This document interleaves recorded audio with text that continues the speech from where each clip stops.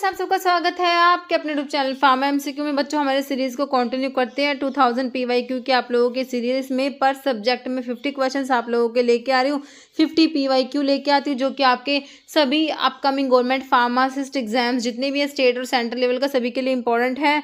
तो आज का जो हमारा सब्जेक्ट है जूरिस्प्रूडेंस है ना, तो तुम्हारा जो फार्मेसी लॉ एंड इथिक्स कह दीजिए या फिर फार्मास्यूटिकल जूरिस्प्रूडेंस कह दीजिए।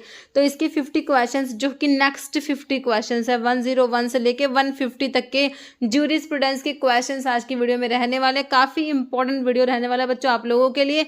बाकी आपको पता है फार्मा एमसीक्यू ऐप अवेलेबल है, इसे आप प्ले स्टोर से डाउनलोड कर सकते हो। बाकी वीडियो के डिस्क्रिप्शन बॉक्स में ऐप की लिंक है जहाँ पर आपको टेस्ट सीरीज क्रैश कोर्स मिल जाते हैं। ओके, तो अभी देखो इसमें हम देख लेते हैं कैसे क्या क्वेश्चंस हमने इंक्लूड करे हैं। 101 से क्वेश्चन स्टार्ट करते हैं। ओके, तो देखिए बच्चों, active which of the following is true about the schedule C drug. देखो शेड्यूल सी ड्रग के बारे में कौन सी बात करेक्ट लिखी हुई है आप लोगों ने बताना है। ओके, तो रिसेंटली नल्लालको में पूछा हुआ क्वेश्चन है फार्मासिस्ट के एग्जाम में। तो ड्रग एंड कॉस्मेटिक एक्ट के बारे में पूछा है, शेड्यूल सी ड्रग के बारे में कौन सा ट्रू है। क्या it sold without prescription. Narcotic और साइकोट्रोपिक सब्सटेंस होता है वो शेड्यूल एक्स वाले होते हैं बच्चों के। Biologically active product used in treatment या नॉन प्रिस्क्रिप्शन ड्रग है ना। तो शेड्यूल सी में बच्चों बायोलॉजिकल एंड स्पेशल प्रोडक्ट्स आप लोगों ने पढ़े हैं, तो ऑप्शन यहाँ पे सी बिल्कुल करेक्ट कर दोगे। Biological product biologically active product होता है जो ट्रीटमेंट में यूज करेंगे, ऑप्शन सी करेक्ट हो जाएगा। Main objective of pharmacy act 1948। देखिए क्वेश्चन कितनी बार आता है कि भाई फार्मेसी एक्ट का मेन ऑब्जेक्टिव क्या है, कितनी बार ही पूछा हुआ है। तो क्या कह रहे, प्रिवेंट सफरिंग ऑन एनिमल्स, तो ऐसा नहीं होता। Regulate sale of narcotic drug या फिर control advertisement of drug, regulate profession of pharmacy. तो फार्मेसी का प्रोफेशन रेगुलेट करना आपका फार्मेसी एक्ट का मेन ऑब्जेक्टिव है, ऑप्शन 4 करेक्ट है। कह रहे फार्मेसी अमेंडमेंट एक्ट और कब अमेंड हुआ है बच्चों, देख लो 2023 में। जो ये अमेंडमेंट के बारे में हम बात करेंगे तो ये कब की बात है, 2023 की बात है। ये क्वेश्चन आई थिंक मेरे हिसाब से एक एग्जाम में देखो, ये देखो एमपी इसमें पूछा हुआ है MPPGCL 2025 में। और यहाँ पर एक एग्जाम में गुजरात का शायद ड्रग इंस्पेक्टर का एग्जाम था, उसमें पूछा हुआ था ये जो अमेंडमेंट के बारे में हम बात करेंगे कब हुई थी, है ना। तो ये 2023 उसका आंसर था। ठीक है, तो इस टाइप से क्वेश्चन देखो हमारे बनते ही हैं। तो देखो यहाँ पर फार्मेसी अमेंडमेंट एक्ट 2023 का introduce which new section in the pharmacy act 1948 में कौन सा नया सेक्शन इंट्रोड्यूस करा है बताओ। ठीक है, 32C, 32B, 32A या 31C। तो 32C जो है बच्चों वो इंट्रोड्यूस करा गया। कौन सा सेक्शन इंट्रोड्यूस करा है, 32C। और कब इंट्रोड्यूस करा है, ये अमेंडमेंट हुआ 2023 में। ओके, तो देखो इसके में है क्या, 32C में क्या है जिसे आपने इंट्रोड्यूस कराया है 2023 में। देखो फार्मेसी अमेंडमेंट एक्ट 2023 का introduce section 32C in the provision in the pharmacy act 1948। This new section क्या प्रोवाइड कर रहा है बच्चों, special provisions for individuals registered और qualified under Jammu and Kashmir pharmacy act 2011 allowing them to be registered under the pharmacy act okay 1948। Okay, तो ये है आपका अमेंडमेंट जो हुआ है फार्मेसी एक्ट का 2023 का अमेंडमेंट, इसमें इंट्रोड्यूस करा गया सेक्शन 32C। अब किसके बारे में आपको समझ आ गया। जैसे number of drug can be imported under single form 11 licence. Under single form 11 licence में कितनी ड्रग को इम्पोर्ट करा जा सकता है। Number of drug can be imported under single form 11 licence. तो क्या याद रखोगे भाई, 10 ड्रग्स। कितनी ड्रग, 10 ड्रग को है ना इम्पोर्ट करा जा सकता है अंडर सिंगल फॉर्म 11 लाइसेंस, याद रखना। फिर है penalty for failure to surrender certificate of registration. तो बताओ कितनी पेनल्टी है इसके लिए, फाइन ऑफ ₹100, 500, 50 या 1000। तो सिंपल सा है, सिर्फ मात्र 50 रुपये। ऑप्शन 3 करेक्ट हो जाएगा। तो ऑफेंस और पेनल्टी जो तुम्हारे फार्मेसी एक्ट में पढ़ते हो कौन कौन से हैं, penalty for dispensing of drug other than registered pharmacist, तो इसके लिए इम्प्रिजनमेंट है 6 मंथ की विद फाइन नॉट एक्सेडिंग 1000 जो है 1000 रुपीज और विद बोथ। ओके, फिर क्या penalty for falsely claim to registered pharmacist, तो इसके लिए फर्स्ट कन्विक्शन पे 5 है 500 रुपये का, और सब्सिक्वेंट कन्विक्शन पे इम्प्रिजनमेंट होगी 6 मंथ की, फाइन होगा नॉट एक्सेडिंग 1000 रुपीज और बोथ। ओके, फिर कह रहा है failure to surrender certificate of registration, तो इसके लिए हमने मात्र 50 रुपये पढ़ लिया। नेक्स्ट है person who is not an ex officio member of joint state council. Joint state council का एक्स ऑफिशियो क्या है, not an ex officio member joint state council का बताओ। Office in charge of drug control organisation of each participating state. फिर कह रहा है chief administrative medical officer of each participating state. फिर कह रहे government analyst of each participating state, या registrar of state pharmacy council, है ना। तो रजिस्ट्रार नहीं होगा भाई, बाकी तीनों होंगे। Okay, drug which are dangerous to take except under medical supervision. Medical supervision वाली ड्रग्स के लिए क्या बताया था, शेड्यूल जीएमएस। जीएमएस याद कराया था, बिल्कुल कराया था। मेडिकल सुपरविजन वाले ड्रग के लिए शेड्यूल जी आता है, बिल्कुल आता है। तो ऑप्शन में हमने कर दिया करेक्ट, ऑप्शन 4। एच में प्रिस्क्रिप्शन ड्रग याद करा था, बिल्कुल करा था। एक्स में नार्कोटिक ड्रग, साइकोट्रोपिक सब्सटेंस, ये सब करा था। और डिसइंफेक्टेंट फ्लूइड के लिए आपने याद कर रखा है ना। फिर कह रहे part 1 of schedule M describe the deals with requirement 4, है ना। शेड्यूल एम जो है बच्चों जीएमपी के लिए आप लोग पढ़ते हो, इसमें पार्ट 1 और पार्ट 2। तो पार्ट 1 में किसके लिए रिक्वायरमेंट है, plant and equipment, operating procedures, factory premises, dose form, तो प्रीमाइसिस के लिए। तो ऑप्शन 3 हो जाएगा। पार्ट 1 जो है बच्चों वो है GMP for premises and materials के लिए, और जो पार्ट 2 है उसमें स्पेसिफिक रिक्वायरमेंट है प्लांट एंड इक्विपमेंट के। ओके, फिर कह रहे हैं central register of pharmacist maintain by, तो भाई बताओ कौन मेंटेन करेगा, सेंट्रल रजिस्टर सेंट्रल काउंसिल करेगी। किसे कहते हो, पीसीआई को कहते हो, बिल्कुल सही है। तो कौन करेगा central register of pharmacist maintained by, हमारी पीसीआई। कौन सा ऑप्शन में है, ऑप्शन 2 में दे रखे तुम्हारी पीसीआई, बिल्कुल correct, option 2। Schedule P stand for, तो पी में तो हमें सिंपल पता है क्या, standard for medical devices, life period, बिल्कुल करेक्ट है। एक्सपायरी ऑफ ड्रग्स के लिए manufacture analytical record of drug, है ना। ये एनालिटिकल रिकॉर्ड के आपने शेड्यूल यू पढ़ा होगा। और एनालिटिकल रिकॉर्ड ऑफ कॉस्मेटिक्स के लिए U1 आता है ना। कॉस्मेटिक्स के लिए कोस एस से शेड्यूल एस, है ना। कह रहा central council means as per the pharmacy 1940, अभी बताया था, क्या बताया था बताओ। Central council, central register pharmacist का maintain by central council which is PCI. तो सेंट्रल काउंसिल का मतलब क्या है भाई, तुम्हारे पीसीआई। देखो इसी टाइप के क्वेश्चंस हमारे आते रहते हैं। Third edition of IP was publish in, IP के एडिशंस तो पता ही है कितने इंपॉर्टेंट है। पहला 1955, उसके बाद देखो उसके बाद चले जाओ 66 में, उसके बाद कहाँ जाओगे 85 में, उसके बाद 1996, ये 4 एडिशन हो गए, है ना। उसके बाद 7, 10, 14, 18 और लेटेस्ट का जो है 2022 वाला 9th एडिशन, कई बार एग्जाम में बनता है मेरे बच्चों। तो 1985 हो गया तुम्हारा, कौन सा ऑप्शन में, ऑप्शन 4 में तुम्हें दिया है, ठीक है। तो ये फर्स्ट सेकंड सारे मैंने आपको लाइन वाइज बता दिए। फर्स्ट ब्रिटिश कह रहे British pharmacopoeia 2008 contain how many volumes, कितने वॉल्यूम्स हैं, 4 हैं, 6 हैं, 5 है, 1 है। तो इसमें 6 वॉल्यूम है बच्चों, ऑप्शन 2 करेक्ट हो जाएगा। Storage condition for drug and supplies के लिए क्या है, कोल्ड स्टोरेज लिख रखा है बच्चों, बता दो कोल्ड का कितना होता है। कूल में आप पढ़ते हो, कोल्ड में 2 से 8 डिग्री पढ़ते हो, और कूल में 8 से 25 पढ़ते हो, है ना। तो यहाँ पर क्या पूछा है, कोल्ड वाला, तो 2 से 8, देखो माइनस तो होता नहीं, काट दीजिए। तो 2 से 8 सिंपली आपका ऑप्शन 2 करेक्ट हो गया। नेक्स्ट है following is not related to schedule M से रिलेटेड नहीं है। 71 रूल 74 75 है 76 है। तो बच्चों 75 नहीं होता, बाकी रूल 71 है, 74 है, 76 है, 78 है। तो 75 नहीं है, इसमें 75 ऑप्शन दिया है, क्या पता आगे एग्जाम में 77 ऑप्शन दे दे। तो ध्यान रखना 71 है, 4 है, 6 है और 78 है। 71 74 76 और 78 रिलेटेड है आपके शेड्यूल एम से। Agent intended for use in diagnosis, mitigation, treatment, cure और prevention of disease in man is not. Simple definition किसकी पढ़ी थी बता दो, किसकी पढ़ते हो, ड्रग की पढ़ते हो कि नहीं पढ़ते, बिल्कुल पढ़ते हो, ऑप्शन 1 करेक्ट हो जाएगा।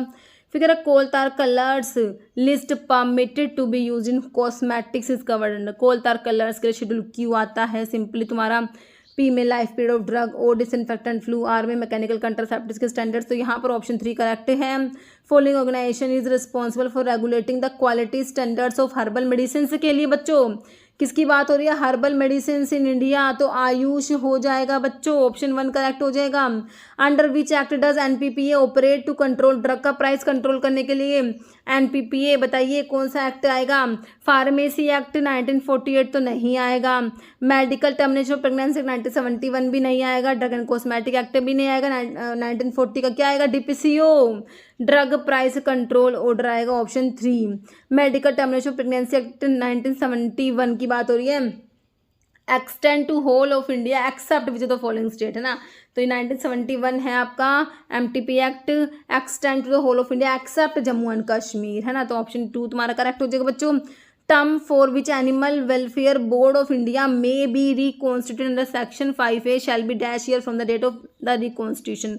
तो ये हो जाएगा कितने ईयर, ये हो जाएगा हमारा 3 ईयर्स। तो ऑप्शन बच्चों यहाँ पर तुम्हारा 3 हो जाएगा, 3 ईयर्स। कह रहे section for which animal welfare board of India may be reconstituted under section 5A shall be 3 year from the date of reconstitution. The board is reconstituted from time on the expiration of every year. Okay, फिर कह रहे following institution in India is responsible for the regulations of pharmaceuticals. India में बता दो भाई pharmaceuticals के regulations के लिए आपका वन एंड द ओनली क्या होगा बताइए। CDSCO, नीति आयोग, BIS या ICMR। CDSCO होता है कि नहीं होता, central drug standard control organisation होता है हमारा CDSCO, option 1। Following is not a function of WTO, world trade organisation का फंक्शन नहीं है बच्चों। मॉनिटर करेगा नेशनल ट्रेड पॉलिसी को, forum for trade negotiation, provide unified process for filing patent application, provide technical assistance and training for developing countries. तो बताओ note में क्या आएगा, पेटेंट वाली बात नोट आ जाएगी ना, बिल्कुल आ जाएगी, ऑप्शन 3 आ जाएगा करेक्ट हमारा।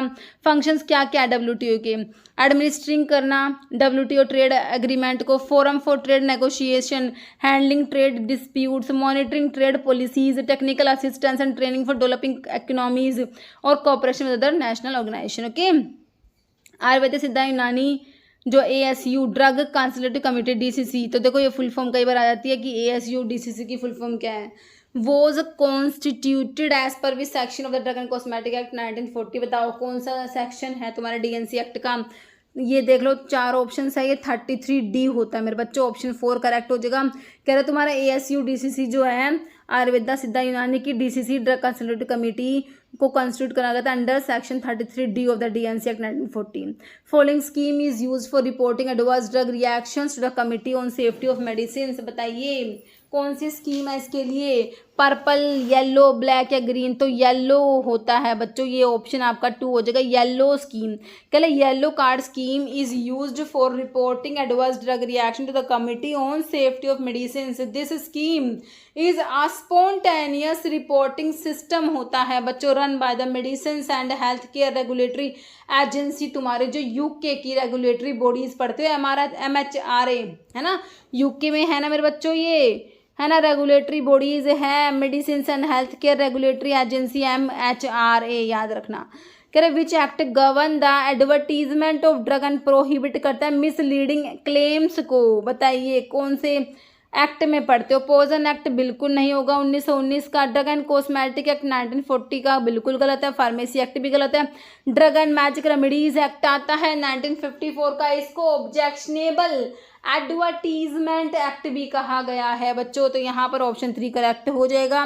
Primary focus of GATT general agreement on tariffs and trade, क्या है प्राइमरी फोकस GATT का, एनफोर्स इंटेलेक्चुअल प्रॉपर्टी राइट या promote international trade by reducing tariffs and other barrier, regulate global supply of medicine, standardise packaging of pharmaceutical products. तो क्या है इसका primary focus, promote करना international trade को by reducing tariff को reduce करके और अदर बैरियर्स को। ओके, नेक्स्ट क्वेश्चन है final outcome of Uruguay round of the third phase of general agreement on tariff and trade was. बताइए final outcome क्या था, रिडक्शन हो गया टैरिफ का, creation of the patent cooperation treaty, freezing existing tariff level या creation of WTO। तो क्या था, creation of WTO world trade organisation. Uruguay round जो था 8th एंड फाइनल राउंड है गैट नेगोशिएशंस का, and its significant outcome was the establishment of WTO to oversee global trade. Okay, next in the context of EU जो है European union regulations which body is primarily responsible for the approval and regulations of herbal medicinal products। बताइए herbal medicinal products के approval के लिए regulations के लिए बताइए। कह रहे यूरोपियन फूड सेफ्टी अथॉरिटी है, European centre for disease prevention and control है, यूरोपियन कमीशन फॉर हेल्थ है, यूरोपियन मेडिसिन एजेंसी। तो भाई हमारी EMA आता है, इसमें यूरोपियन मेडिसिन एजेंसी होती है EMA responsible for scientific evaluation regulations of medicinal product including herbal medicine product within the EU मतलब यूरोपियन यूनियन। कह रहे which legislation passed in 1906 was a landmark in regulating pharmaceuticals in the United State. Harrison narcotic tax, pure food and drug act. तो देखो बच्चों ये आपका हो जाएगा, बाकी क्या है फीवर हैरिसन अमेंडमेंट है, फूड ड्रग एंड कॉस्मेटिक, तो ये आपका ऑप्शन 2 हो जाएगा। Pure food and drug act होता है बच्चों, कह रहे हैं pure food and drug act 1906 का प्रोहिबिट करेगा सेल ऑफ मिस ब्रांडेड या adulterated food and drug in interstate commerce and led a foundation for the nation's first consumer protection agency food FDA।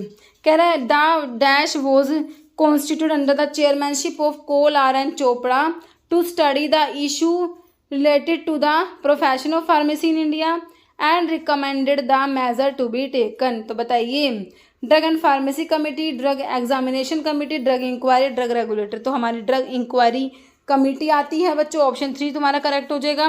Pharmacy act was enacted in India, तो pharmacy act simple सा आपका 1948 का है pharmacy act. कह रहे following is requirement under the shop and establishment act for pharmacy. बताइए mandatory health insurance होना चाहिए सभी एम्प्लॉयज़ का। Registration of the establishment local authority से जो आपके एस्टेब्लिशमेंट का रजिस्ट्रेशन होना चाहिए, बिल्कुल सही है। स्टॉकिंग ओनली इसेंशियल मेडिसिन या provide free service to the public. तो बताइए रिक्वायरमेंट अंडर द शॉप कौन सा है requirement, shop and establishment act pharmacies के लिए, तो रजिस्ट्रेशन होना चाहिए बच्चों। मेन क्या है रजिस्ट्रेशन फॉर द जो है establishment the local authority. Okay कह रहे shop and establishment act mandate that all business including pharmacies registered themselves with the local authorities. This ensure compliance with labor laws regarding working hours, wages and other regulations. First US pharmacopoeia publish हुआ था 1820 में ना 1820 में, है ना। Option 3 correct हो जाएगा। Indian pharmacopoeia committee was constitute in the year, तो IPC इंडियन फार्माकोपिया कमिटी को कॉन्स्टिट्यूट कब करा गया बच्चों 1946, 48, 44 या 50। तो कब करा गया 1948 में, 1948 में। Phase 2 in the clinical trial is conducted to ascertain, तो क्लिनिकल ट्रायल के 4 फेज है, फेज 1, फेज 2, फेज 3, फेज 4। तो फेज 2 होता है बच्चों, इसमें होता है क्या सेफ्टी और इफेक्टिवनेस के लिए होता है, ये ऑप्शन 3 करेक्ट हो जाएगा। फुल फॉर्म NPPA का सभी को पता है, नेशनल फार्मास्यूटिकल प्राइसिंग अथॉरिटी, जो तुम्हें ऑप्शन 2 में बच्चों दे रखा है करेक्ट हो जाएगा। Which authority is responsible for approving new drug for use in India में नई ड्रग है उनको यूज करना, भाई कौन इसके लिए अप्रूवल देगा, कौन है इसके लिए, Indian medical association, state drug controller, CDSCO या ministry of health and family welfare. तो आपका CDSCO आता है बच्चों, ऑप्शन C करेक्ट हो जाएगा। Pharmacopoeia of India IP is recognised document under which act, तो इंडियन फार्माकोपिया कौन से एक्ट में आएगा बच्चों, मेडिसिनल टॉयलेट प्रेपरेशन एक्ट जो है 1950, ड्रग एंड कॉस्मेटिक एक्ट है, फार्मेसी एक्ट है, NDPS। तो बच्चों ये आता है आपका ड्रग एंड कॉस्मेटिक एक्ट में आता है 1940 का जो है option B। Under narcotic drug and psychotropic substance act 1985 which of the following is punishment for the illegal possession of narcotic. तो क्या पनिशमेंट है बच्चों, सिर्फ 1 साल का इम्प्रिजनमेंट होगा क्या, बिल्कुल नहीं होगा। 5 साल का भी नहीं होगा, 10 साल का होगा, याद रखना option C। Imprisonment of 10 year और फाइन और both. Okay how is retail price formulation का कैलकुलेट करोगे, तो इसके लिए फॉर्मूला बता दो क्या होता है। RP retail price is equal to MC plus CC plus PM plus PC, कौन सा ऑप्शन में है, चारों को प्लस करना जो कि तुम्हें ऑप्शन 2 में है ना। MC plus CC plus PM plus PC multiply करेंगे 1 plus MAPE divide by 100 plus excise duty ED। Okay option 2 correct होगा। मंत्र, तलिस्मा, कवच ये सब किस में आते हैं बच्चों, ये सब आपकी क्या है spurious drug, miss branded drug, adulterated drug ना होके ये आपकी मैजिक रेमेडीज है। Okay next drug and magic remedies act, objectionable advertisement act came into effect की बात हो रही है बच्चों, है ना। ये केम इनटू इफेक्ट हुआ था 1955 में, 1955 में, है ना। तो ऑप्शन आपका 4 करेक्ट हो जाएगा। In which year was the medical termination of pregnancy act, तो तुम्हारा 1971 का याद रखना, कई बार क्वेश्चन बनता है इसका, इंपॉर्टेंट है काफ़ी। Pharmacy council of India is constituted by the central government in every, तो हर 5 साल में, एवरी 5 ईयर हो जाएगा, option 4 following best describe professional ethics को कौन डिस्क्राइब करेगा? प्रोफेशनल इथिक्स का मतलब क्या है भाई? Guideline for professional behaviour and conduct in work place, बिल्कुल करेक्ट है। Laws and rules governing pharmaceutical practice, legal obligations imposed by government, procedure for drug manufacturing. तो इसमें गाइडलाइन आती है प्रोफेशनल बिहेवियर्स के लिए and conduct in a work place. Okay, section of pharmacopoeia that provide method to identify drug. तो ये हमारा section होता है, इसे कहेंगे जिसमें क्या प्रोवाइड करा? Method to identify drug. देखो ग्लोसरी, इंडेक्स, अपेंडिक्स नहीं होगा तो क्या होगा? मोनोग्राफ होता है बच्चों। ये क्या होता है? ऑप्शन 4 मोनोग्राफ होता है। मोनोग्राफ डिटेल डिस्क्रिप्शन है स्पेसिफिक ड्रग का, including its identity, purity, strength, other relevant information. This include the method use to identify the drug, making it the correct answer to the question. Okay, कह रहे primary role of FDA का primary role बताओ। Food and drug administration, FDA का primary role क्या है? Regulate करेगा hospital के management system को, import and export medical equipment, ensure करेगा safety, efficacy and security of drug, food and medical device, बिल्कुल करेक्ट है। कंडक्ट क्लिनिकल ट्रायल भी नहीं होगा, ऑप्शन सी करेक्ट है। मेन ऑब्जेक्टिव ऑफ GMP का क्या ऑब्जेक्टिव है? गुड मैन्युफैक्चरिंग प्रैक्टिसेस का। Ensure consistent quality safety of medicine product, बिल्कुल सही है। इंप्रूव प्रोडक्ट की पैकेजिंग डिजाइन को इंप्रूव करना, कॉस्ट को रिड्यूस करना, या फिर इंक्रीज मार्केटिंग ऑफ प्रोडक्ट। तो ऑप्शन बच्चों 1 ही करेक्ट हो जाएगा आपका GMP का जो है मेन ऑब्जेक्टिव। कर regulatory authority of Australia for regulations of goods, जैसे कि medicine, medical device and diagnostic. तो ऑस्ट्रेलिया का जो है आपका रेगुलेटरी बॉडीज होता है TGA, थेरेप्यूटिक गुड एडमिनिस्ट्रेशन होता है बच्चों। ठीक है, तो ऑप्शन यहाँ पर 3 करेक्ट हो जाएगा। ओके बच्चों, तो इतने क्वेश्चंस थे इस वीडियो में। ओके, मिलते हैं नेक्स्ट वीडियो में। ओके बच्चों।